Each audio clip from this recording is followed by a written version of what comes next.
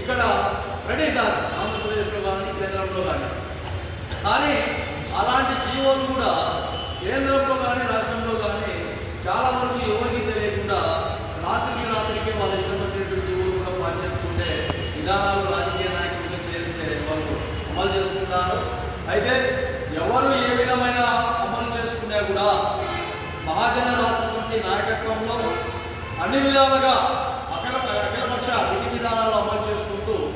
పెద్దలు గౌరవనీయులు అందరి విధానాలు వాళ్ళ మాటలు వాళ్ళ విధానాలు మనం అమలు చేసుకుంటూ రాష్ట్రంలో ఉన్న రిక్షా కార్మికులు, వలస కార్మికులు, వాళ్ళని అడ్డక్కులు అంటున్నాం. అదేవిధంగా హమాలీలు,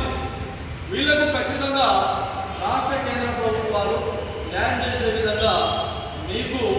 ఆర్థిక విధానాలు, అది వృత్తి కావచ్చు, సహాయం కావచ్చు, లేదంటే ఒక పెన్షన్ రూపంలో కావచ్చు, మీకు వచ్చే విధంగా మీకు సాయం అందే విధంగా పోరాటాలు మాత్రం ఎక్కడ కూడా నిలవమని, అదేవిధంగా ఈ కార్మికులు ఎవరైతే ఉన్నారో ఈ కార్మికులు కూడా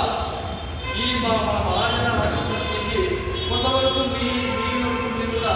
చేయుతగా ఉండాలి. ఎందుకంటే ఒక సంఘం కానీ ఒక పార్టీ కానీ మనం నడపాలా, ఆంధ్రప్రదేశ్ 20 రాష్ట్రాల్లో తిరగాల, 175 నియోజకవర్గాలలో ఎమ్మెల్యేలు